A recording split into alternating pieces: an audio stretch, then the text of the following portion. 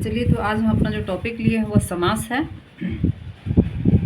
सबसे पहले हम समास की परिभाषा को समझते हैं। तो परस्पर संबंध रखने वाले दो या दो से अधिक शब्दों को मिलाकर जब एक नया सार्थक शब्द बनाया जाता है तो उस मेल को समास कहते हैं। यहाँ ध्यान देने युक्त बात है कि शब्द, जब हम दो शब्द को मिलाते हैं और दोनों शब्द जब सार्थक होते हैं और फिर हमारे जो नए शब्द बन के तैयार होते हैं वो भी सार्थक होते हैं, तब हम इसे समास कहते हैं। समास रचना में दो शब्द पद। अब आप कहेंगे पद क्या होता है? तो पद आप ऐसे समझिए, जब हम कोई वाक्य लिखते हैं, जैसे राम एक अच्छा लड़का है।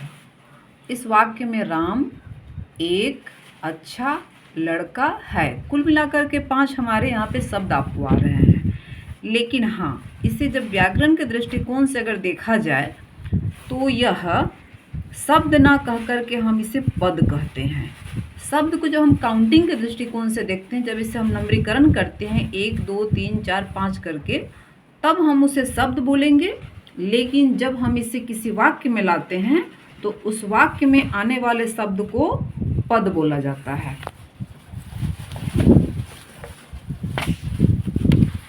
ठीक है। अब पहला पद पूर्व पद कहा जाता है और दूसरा पद उत्तर पद कहा जाता है।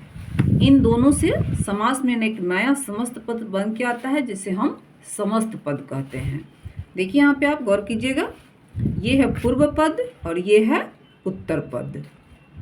पूर्व पद प्लस उत्तर पद, नीचे देखिए, और इसके सामने देखिए, ये है आपको समस्त पद, अर्थात 10 प्लस आनन।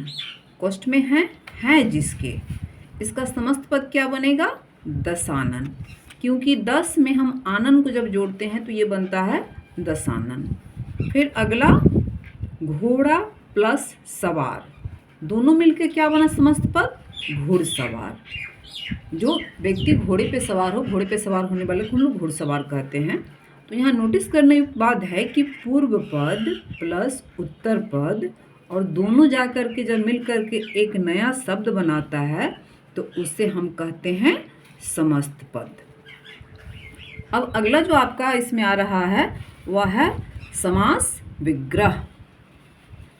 कहता है कि जब समस्त पद के सभी पद अलग अलग किए जाते हैं तब उस प्रक्रिया को समास विग्रह कहते हैं। जैसे सीता राम, समस्त पद का विग्रह होगा सीता और राम। तो आपने देखा कि जब हम दो नए शब्द को जोड़ते हैं और उसे जोड़ करके एक नया रूप देते हैं तो वह कहलाता है आपको समस्त पद, और जब उसी पद को हम तोड़ करके दो अलग अलग नया शब्द, अलग अलग शब्द करते हैं तो वह कहलाता है आपको समास विग्रह। अब देखिए आप समास के भेद। सबसे पहले 1 नंबर पे आपको आता है तत्पुरुष समास, 2 नंबर पे आपको आता है कर्मधारय समास, 3 नंबर पे है द्विगु समास, 4 नंबर पे है अव्ययीभाव समास, 5 पे है द्वंद्व समास और 6 पे है बहुव्रीहि समास। यही हमारे 6 समास होते हैं। चलिए हम पहले अब तत्पुरुष समास को देखते हैं। तो ये तत्पुरुष समास को डिटरमिनेटिव कंपाउंड्स हम इंग्लिश में कहते हैं। आप कहीं ना कहीं हमारा जो लैंग्वेज है वो हिंदी इंग्लिश में दोनों ही पढ़ना पड़ता है, तो हम एक दूसरे को अगर समझते चलते हैं तो शायद ज़्यादा हमारे लिए अच्छा होगा ये। अब समस्त पद बनाते समय कहता है कि जब बीच की विभक्ति होता है उसका लोप हो जाता है। ये विभक्ति क्या होता है? जैसे आगे देखिए, गुरु दक्षिणा का अगर हम विग्रह करते हैं तो गुरु के लिए दक्षिणा। अब समस्त पद बनाने पे के लिए को हम हटा देते हैं और रह जाता है गुरु दक्षिणा। तो यही के लिए जो होता है यह विभक्ति होता है, जिसका हम लोग लोप कर देते हैं। फिर से एक बार बता देते हैं आपको, समस्त पद बनाते समय बीच की जो विभक्ति होती है उसका लोप होता है। जैसे गुरु दक्षिणा का विग्रह क्या है? गुरु के लिए दक्षिणा। यहाँ समस्त पद बनाने पर गुरु दक्षिणा में के लिए जो है वह विभक्ति है जिसका लोप हो जाता है। आगे देखिए, तत्पुरुष समास के निम्नलिखित भेद हैं। सबसे पहले 1 नंबर, कर्म तत्पुरुष, जहाँ कर्म कारक की विभक्ति को का लेप हो जाए, को का क्या हो जाए, लोप हो जाए। कर्म कारक का विभक्ति क्या हम सभी लोग जानते हैं, को है। अब नीचे देखिए, समस्त पद है सुख प्राप्त। अब ये सुख प्राप्त हमारा एक समस्त शब्द है, इसको हमें करना है विग्रह, मतलब इसको अलग करना है। अलग करना है तो क्या होगा, सुख को प्राप्त, सुख को प्राप्त। आप यहाँ पे देखेंगे कि इसमें जो विभक्ति आया है वह आपको कर्म कारक का विभक्ति को होता है, वही इसमें आया है। अगला यश प्राप्त, अर्थात कि यश को प्राप्त। फिर आप यहाँ देखेंगे कि को यहाँ पे कर्म का जो हमारा विभक्ति है, कारक का विभक्ति है, वो आया है। अगला स्वर्गगत, अर्थात कि स्वर्ग को आगत, मतलब स्वर्ग को जाने आने वाले।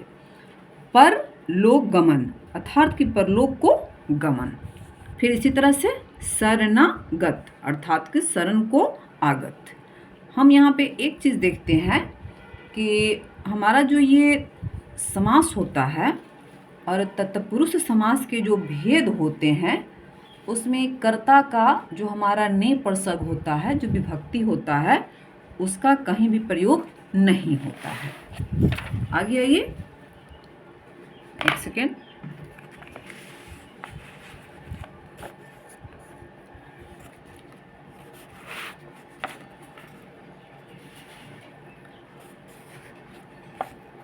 अब है करण तत्पुरुष।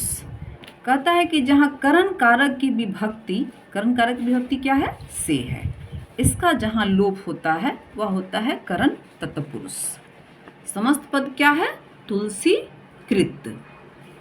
इसका विग्रह करेंगे तो क्या होगा, तुलसी से कृत।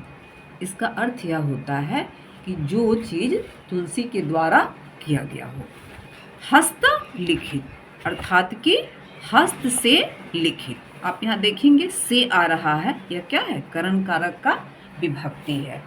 और एक बात आपको और हम यहाँ पे समझा दें कि हमारा जो ये करण तत्पुरुष का जो विभक्ति है, जो कारक का प्रसर्ग है, वह से है। इस से तो दो होते हैं, एक अपादान से और फिर दूसरा करण से। तो करण से होता है कि वह जो से है उससे हमारा लगाव होता है, हम उसके साथ कर्म कर रहे होते हैं। और जो अपादान का से होता है वह होता है किसी चीज़ से अलग होना, जैसे कि पेड़ से पत्ते गिर रहे हैं। अब यहाँ पे पेड़ से हम देखेंगे कि पत्ते अलग हो रहे हैं। घर से बच्चे निकल रहे हैं, अर्थात कि घर से बच्चे अलग हो रहे हैं।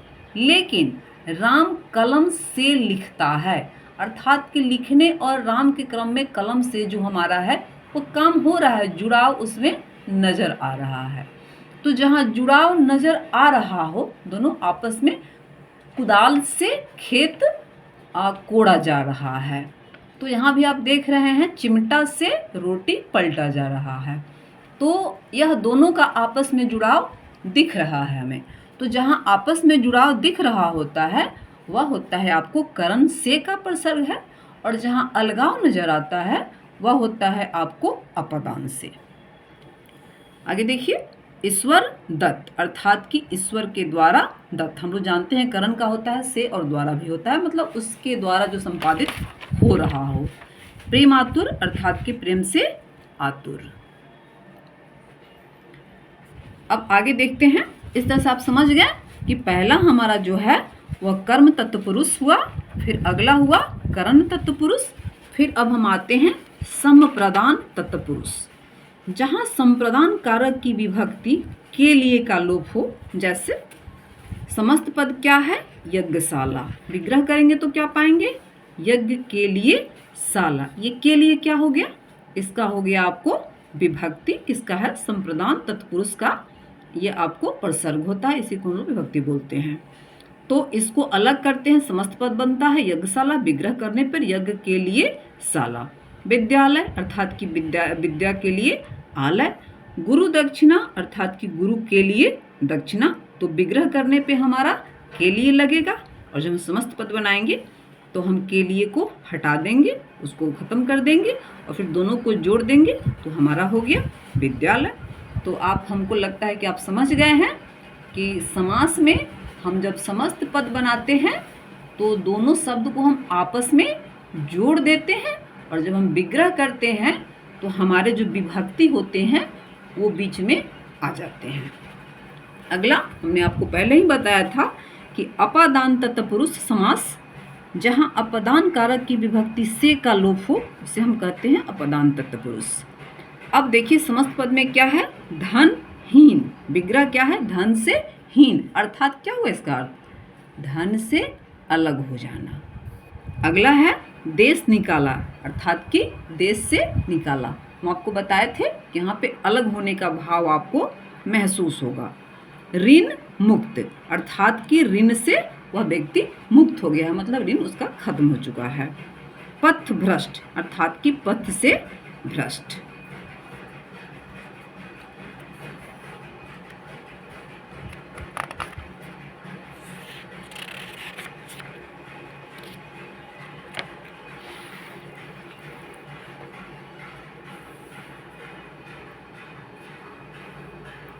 संबंध तत्पुरुष, जहाँ संबंध कारक की विभक्ति का की के का लोप हो उसे हम कहते हैं संबंध तत्पुरुष।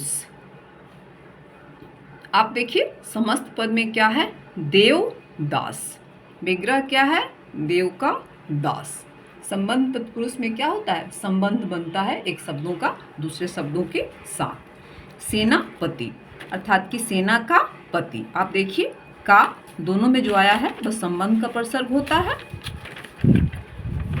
अगला हम आपको बताते हैं बैलगाड़ी, अर्थात कि बैल की गाड़ी। अब देखिए यहाँ पे जो की आया है वह आपको संबंध तत्पुरुष का वही जो प्रसर्ग है वही है, विभक्ति वही है। अगला आज्ञा अनुसार, अर्थात कि आज्ञा के अनुसार। तो आपने देखा वहाँ का, फिर की, फिर के, तो ये तीनों के तीनों जो आपके हैं वह संबंध तत्पुरुष के विभक्ति हैं, और यही हमारे समस्त पद बनने पे इस विभक्ति का लोप हो जाता है, और जब हम विग्रह करते हैं तो ये हमारे दोनों अलग अलग विग्रह करने पे हो जाते हैं। तो जब भी आपसे किसी भी एग्जामिनेशन के क्वेश्चन में पूछा जाए कि देववासी अर्थात देशवासी, अर्थात कि देश का वासी, इसमें पूछा जाएगा आपसे कि किस तत्पुरुष समास के यह उदाहरण है। आपका जवाब क्या होगा, आप ये देखेंगे कि हम इसको जब तोड़ते हैं, इसका विग्रह करते हैं, तो विग्रह करने के बाद हमारा जो इसमें विभक्ति आ रहा है वह किसका विभक्ति है, जिससे आप समझ जाएंगे कि हाँ यह तत्पुरुष हमारा कौन है। तो का के की संबंध का प्रसर्ग होता है, तो हम समझ गए कि यह संबंध तत्पुरुष का उदाहरण है।